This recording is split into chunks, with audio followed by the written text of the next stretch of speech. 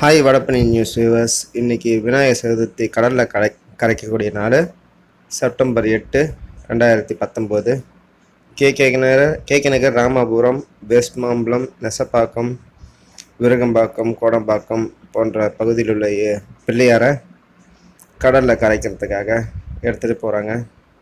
எத்தனை வகையான பிள்ளையார், எத்தனை வகையான பிள்ளையார், எவ்வளோ அழகியான பிள்ளையார், அவர் எண்ணத்திற்கு ஏற்ற மாதிரி வடிவமைத்து பிள்ளையாரை வழிபட்டு வருகின்றார்கள். இத்தனை வகையான பிள்ளையாரை பார்க்கும்போது என் மனசுக்கு ஒன்று தான் படுது. கடவுளை எத்தனை வடிவத்தில் வேணாலும் வடிவமைக்கலாம், ஆனால் கடவுள் ஒன்று தான். மனிதன் எவ்வாறு எண்ணுகிறானோ அவ்வாறே வடிவமைத்து கடவுளை வணங்கலாம். ஆனால் கடவுள் ஒருவரே. நீ பிள்ளையாரை நினைச்சாலும் சரி, முருகரை நினைச்சாலும் சரி, சிவனை நினைச்சாலும் சரி, அல்லாவை நினைச்சாலும் சரி, இயேசுவை நினைச்சாலும் சரி, புத்தரை நினைச்சாலும் சரி, குருவா நினைச்சாலும் சரி, ஆனால் கடவுள் எங்கும் நீக்கமர நிறைந்திருக்கின்றார் என்பதே உண்மை. நாம் நினைத்த வடிவில் இருக்கக்கூடியவர் கடவுள். அதாவது தூணாகவும் இருப்பார், துரும்பாகவும் இருப்பார் என்பதை இந்த விநாயகர் சதுர்த்தியில் இந்த விநாயகரின் வடிவங்களை பார்க்கும் பொழுது தோன்றுகிறது. எத்தனை வகையான வடிவங்கள்!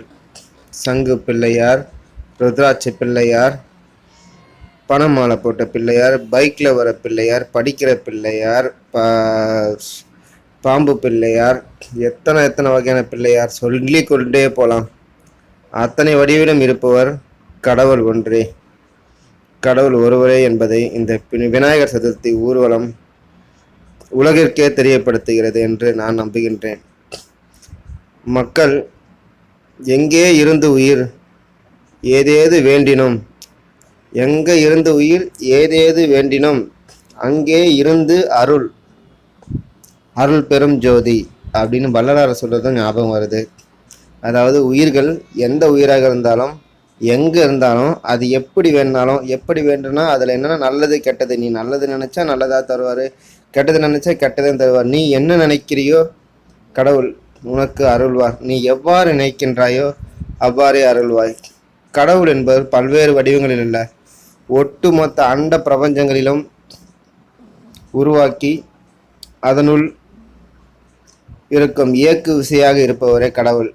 அதை நம் பிறையாக கடவுள் இருக்கிறார் என்று நினைத்தாலும் சரி, ஆமன் இயேசுவாக இருப்பார் என்று நினைத்தாலும் சரி, சிலுவையில் இருப்பதாக நினைத்தாலும் சரி, அது வசனத்தில் இருப்பதாக நினைத்தாலும் சரி, அல்லது கீதையில் இருப்பதாக நினைத்தாலும் சரி, இல்லை சிலை வடிவங்களில் இருப்பதாக நினைத்தாலும் சரி, கடவுள் இருக்கின்றார். 33 கோடி தேவர்கள் அத்தனை வடிவங்களும் இருக்கின்றார்கள் என்று நினைத்தாலும் சரி, கடவுள் இருக்கின்றார். பொருள் ஒன்றே, வடிவங்கள் வேறு. ஒருவருக்கு சாக்லேட் பிடிக்கும், ஒருத்தருக்கு லட்டு பிடிக்கும், ஒருத்தருக்கு பாதுஷா பிடிக்கும். ஆனால் மூணுத்துலேயும் ஒரு ஒற்றுமை என்னன்னா இனிப்பு. அது செய்யப்படும் வடிவங்கள் தான் வேறு, விதங்கள் வேறாக இருந்தாலும் அங்கே இனிப்பாக இருப்பவர் கடவுள் ஒன்றே, ஒரே கடவுள்.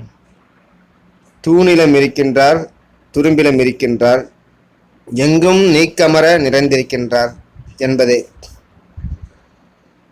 ஒரு முறை ராமானுஜர் தினந்தோறும் கோவிலில் வழிபட்டுவிட்டு கோவிலில் சாமிக்கு படைச்ச பிறகு அவருக்கு கொடுப்பாங்க, அதை சாப்பிட்டு வருவார். அப்போ அவர் வரும்போது ஒரு குளக்கரையில் பசங்க ஒரு மண்ணை பிடிச்சி வச்சு, ஒரு கிருஷ்ணன் சொல்லிட்டு ஒரு மண்ணை பிடிச்சி வச்சு கிருஷ்ணா சாப்பிடுன்னு சொல்லிட்டு ஒரு அங்கே இருக்க பழங்கள்லாம் வச்சு பூஜை பண்ணியிருந்தாங்க. அந்த பக்கம் போகும்போது உடனே அவர் அங்கே போய் பார்த்துட்டு அந்த பசங்க படைச்சதை எனக்கு கொடுங்க அப்படின்னு சொல்லிட்டு கேட்டிருக்காரு. என்னங்க சாமி, நீங்கள் பெரிய பெரிய கோயிலில் நம்ம சாமிக்கு படைச்சது தானே நீங்கள் சாப்பிடுங்க, பசங்கிட்ட போய் கேட்குறீங்களே சொன்னதுக்கு, கடவுள் எங்கே அங்கே கடவுள் நினச்சி ஒரு மண்ணை பிடிச்சி வச்சாலும் அங்கே கடவுள் வந்துடுவார். அதனால் அது கடவுளுடைய பிரசாதம், நான் தினந்தோறும் சாப்பிட்றேன் இல்லையா, அதனால தான் நான் கேட்டேன். நம்ம நினச்சி ஒரு மண்ணை பிடிச்சி வச்சாலும் கடவுள் வந்துடுவார். அதனால் நம்ம ஆகாயத்தில் இருப்பதாக கடவுள் எண்ணினாலும் சரி, ஆகாயமே கடவுளாக இருந்தாலும் சரி, பூமியும் கடவுளாக இருந்தாலும் சரி, அண்ட சராசரமே கடவுளாக தான் இருக்கிறார். அதில் ஒவ்வொரு இயக்கு விசையாகவும் கடவுள் இருக்கிறார். ஒரே கடவுளாக தான் இருக்கின்றார். நம் எண்ணங்களுக்கு ஏற்ற மாதிரி நமக்கு தோதுவாக இருக்கிறதோ, நமக்கு எப்படி புரியுமோ அதுபோல் ஒவ்வொரு ஜாதி வழிமுறையும் வைத்து, ஒவ்வொரு மதங்கும் வழிமுறையும் வைத்து மனிதர்கள் அவர்கள் பிறக்கும் நாட்டின் அவர்கள் வளரும் பண்பாடை பொறுத்து அவரவர் வழிபட்டு கொண்டிருக்கிறார். அவரவர் வழிபடும் முறைகள் வேறானாலும் ஆனால் வணங்குவது கடவுள் என்று நினைத்து வணங்கினால் கடவுள் ஒன்றே, அதில் எந்த மாற்றம் இல்லை, ஒரே கடவுள் என்று. வணங்கும் வழிமுறைகள் வேறாக இருந்தாலும், வழங்கும் இடங்கள் வேறாக இருந்தாலும், பின்பற்றும் வழிமுறைகள் வேறாக இருந்தாலும், மதங்கள் வேறாக இருந்தாலும், ஆனால் மார்க்கம் என்பது கடவுளை மட்டுமே சேரும்.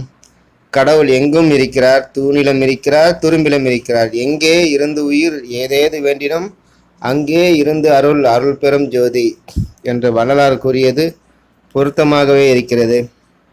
ஆகையால் இந்த விநாயகர் சதுர்த்தி ஊர்வலம் அத்தனை வடிவங்களை பார்க்கும்பொழுது எனக்கு இப்படி தோன்றுகிறது.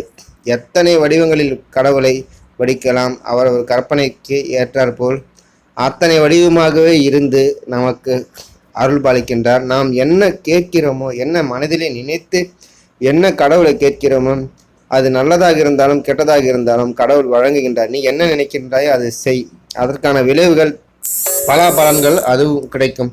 அந்த எண்ணங்களுக்கு ஏற்ற நீ நினைவுகளுக்கு ஏற்ற பலாபலனும் அதையே உன்னை என்று சாரம் சொல்று. அனைத்தையும் படைத்து நம் கையிலே ஒரு வீட்டை கட்டி கொடுத்து பூட்டு சாவி நம்ம கையிலே கொடுத்துட்டாரு. அந்த உடம்பு என்ற வீட்டை கட்டி கொடுத்து அதில் நல்லது கெட்டதை நாம் தான் பார்த்து கொள்ள வேண்டும்.